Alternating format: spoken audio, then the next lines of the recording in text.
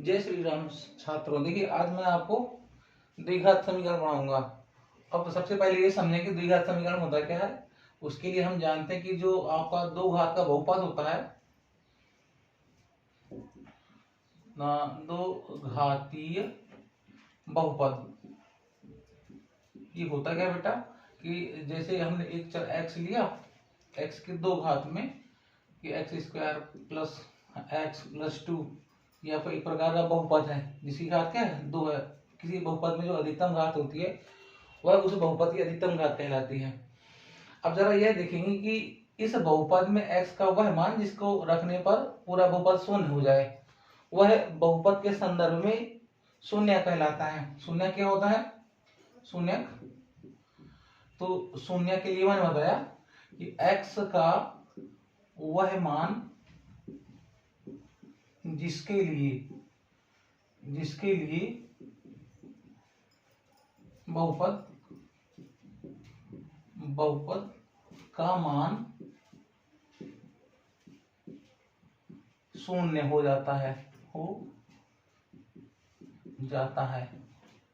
ठीक। देखिए सामान्यतः सभी लोग जानते हैं बहुपद का जो शून्यक है वह और जो आपका जो रूट्स हैं द्विघात समीकरण के एक होते हैं, लेकिन जब हम बहुपद की बात करेंगे तो बहुपद में चर का वह मान जिसके लिए पूरा बहुपद शून्य हो जाता है वह उसका शून्य कहलाता है।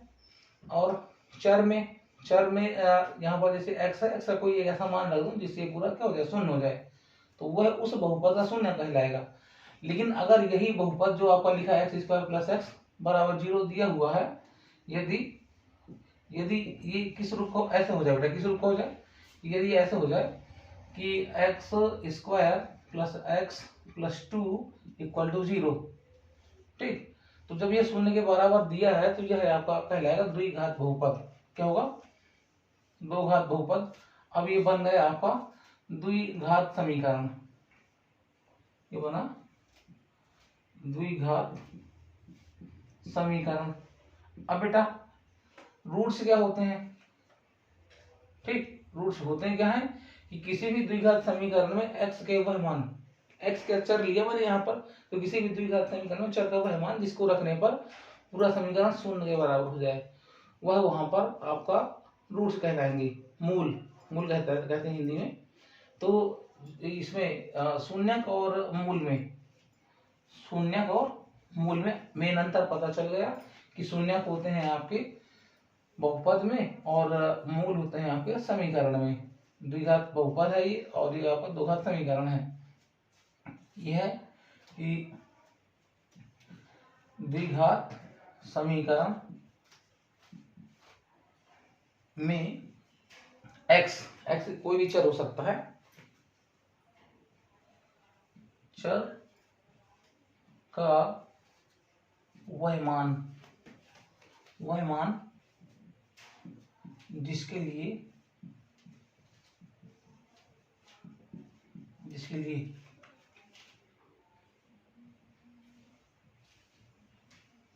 द्विघात समीकरण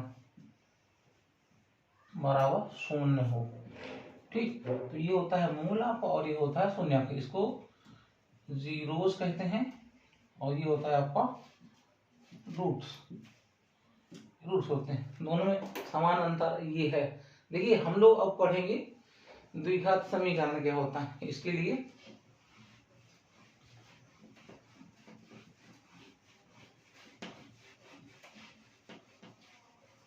जो होगा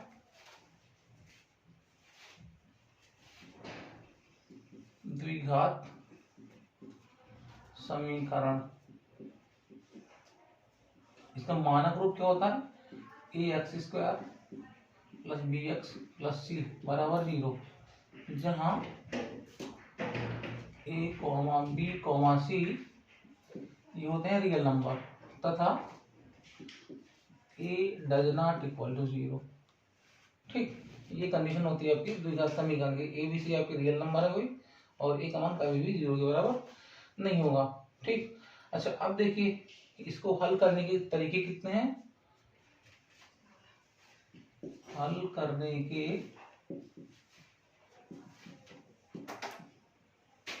तरीके नंबर 1 में जो होता है, नंबर 1 में है आपका गुणनखंड विधि। गुणनखंड विधि सामान्यतया आप इस विधि का उपयोग कक्षा से करते चले आ रहे हैं। और दूसरा होता है पूर्ण वर्ग बनाकर। पूर्ण वर्ग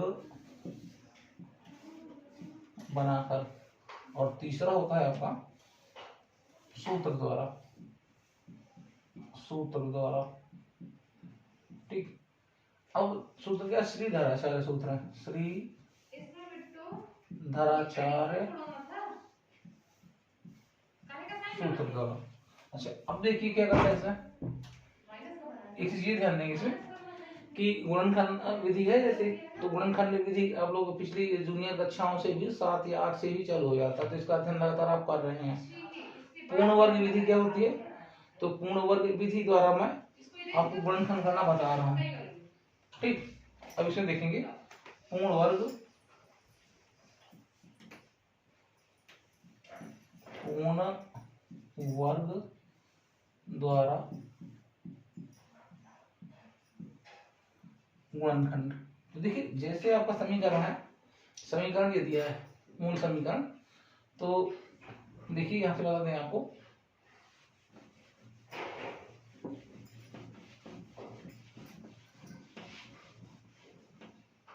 ये है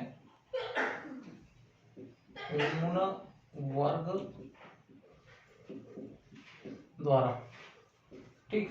तो इसमें क्या किया जाए भाई कि सबसे पहले एक काम ये करें कि यहाँ से जो हमारा अचर है, यहाँ से सी को उधर रख दें, या फिर एक काम ये करें कि यहाँ से यहाँ पर एक्स स्क्वायर गुणांक 1 लाना होता है, तो ये हो जाएगा a x square upon a b upon a x plus c upon a equal to 0, ठीक।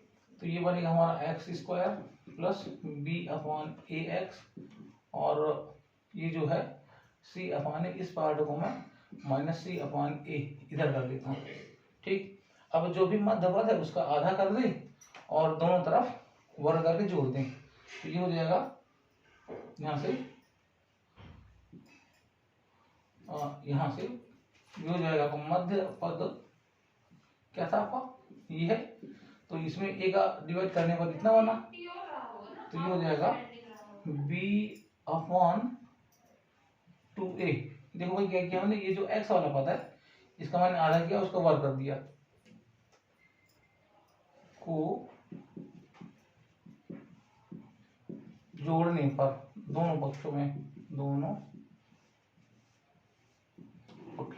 तो देखिए इसको दोनों पक्षों में जोड़ेंगे तो ये बनेगा मेरा x square plus b upon a x, ये हो गया। इसका वर्ग जोड़ेंगे तो हो जाएगा B square upon 4a square, ठीक।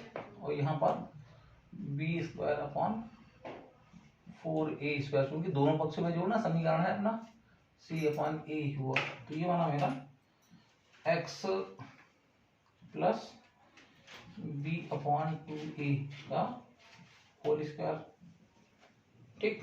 और यहाँ पर हो जाएगा आपका कितना बेटा, ऐसे मैंने 4a को ले लिया a स्क्वायर, ये कॉमन, तो ये बनेगा हमारा कितना बी स्क्वायर माइनस 4ac, ठीक। ये पूरी प्रक्रिया अपना ही पूर्ण वर्ग बनाने के लिए। अब क्या होगा भाई, यहाँ पर वर्ग है तो वर्ग हटेगा तो वर्गमूल इस पे लगेगा, तो ये बनेगा मेरा x plus b upon 2a और इक्वल टू, अब देखिए ये हुआ प्लस माइनस और यहाँ पर इस पूरे में लगेगा, तो B square minus 4ac upon 4a, ठीक। अब देखिए यहाँ से ये पार्ट इधर जाएगा, तो ये बनेगा मेरा किस प्रकार से, ये बन जाएगा मेरा, ये होगा x इक्वल टू ये उधर जाएगा तो minus b upon 2a plus minus under root B square minus 4ac upon 2a, या फिर इसका जो फाइनल आंसर लिखा जाएगा वो कुछ इस प्रकार से हो जाएगा कि x equal to minus B plus minus under root B square minus 4ac और अपॉन में 2a। इसी को श्री धराचार्य सूत्र के नाम से जाना जाता है, के नाम से जाना जाता है। ठीक, और ये जो पूरी प्रक्रिया है ये पूर्ण वर्ग बनाने की प्रक्रिया कहलाती है। अब देखिए इसमें जो अंदर का पार्ट होता है ये वाला, कि जो हमें फार्मूला मालूम हुआ श्रीधराचार्य सूत्र का, तो इसमें देखेंगे बेटा ये कुछ इस प्रकार से इसकी क्वालिटी होती है।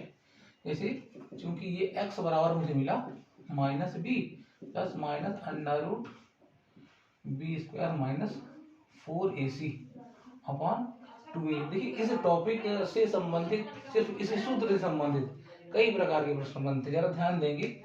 ये जो वर्गमूल के अंदर वाला पार्ट है इसको विविक्तकार कहा जाता है। ये जो वर्गमूल के अंदर वाला पार्ट है ये पूरा इसे कहते हैं विविक्तकार। ठीक, और वर्गमूल के अंदर का ही पार्ट यह तय कर देता है कि हमारे द्विघात समीकरण के मूल कौन सी कैसी प्रकृति रखते हैं। इसको डी से दिखाते हैं, क्योंकि ये होता है विविक्तकार। इसको डी से दिखाया जाता है और ये वो बी स्क्वायर माइनस 4ac। अब इसकी जो प्रकृति होती है, मूलों की प्रकृति पता करती है, तो मूलों की प्रकृति इस प्रकार से होगी। नंबर 1 में यदि डी का मान आपका 0 से बड़ा है, 0 से बड़ा है, डी का मान 0 से बड़ा है तो ये हमेशा पॉजिटिव ही होगा, और पॉजिटिव मूल होगा तो उसका जो वर्गमूल निकलेगा वो भी कोई ना कोई संख्या ही रहेगी। तो जब विविक्तकार डी का मान 0 से बड़ा होता है उस दशा में क्या होता है, फिर ये हो जाएगा मूल वास्तविक व असमान। देखिए असमान इस वजह से होगा क्योंकि प्लस माइनस का चिन्ह लगा है, एक बार प्लस लगेगा तो दूसरा आएगा और जब माइनस लगेगा तो दूसरा आएगा। और दूसरी कंडीशन क्या है बेटा, यदि डी का मान 0 हो जाए तो जब ये पूरा मान विविक्तकार मान 0 हो जाएगा तो सिर्फ बचेगा माइनस बी अपॉन ए, और उस तरह में मूल बराबर हो जाएंगे क्योंकि दोनों ही मान ये प्लस माइनस वाला जो एरिया पूरा समाप्त हो जाएगा।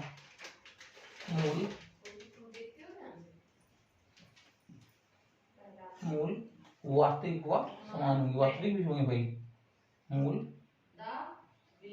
समान तथा वास्तविक होंगी। ठीक, नंबर 3 में क्या है, नंबर 3 ये कहता है कि अगर विविक्तकार का मान 0 से छोटा हो जाए, यदि डी का मान कम है, ठीक 0 से क्या है कम है, ऋणात्मक होगा। अब ऋणात्मक संख्या जब वर्गमूल के अंदर आएगी तो उसका जो मूल निकलेगा वह काल्पनिक होगा भाई, मूल काल्पनिक होंगी।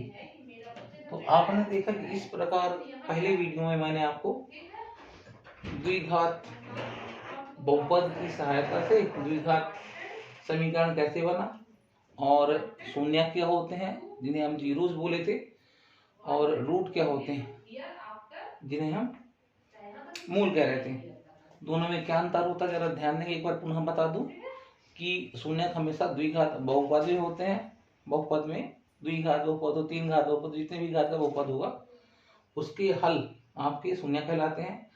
और अगर वही बहुपद आपका समीकरण बन गया भाई बराबर 0 रखने पर, तो उस समीकरण के जो हल होंगे वह उसके मूल कहलाते हैं।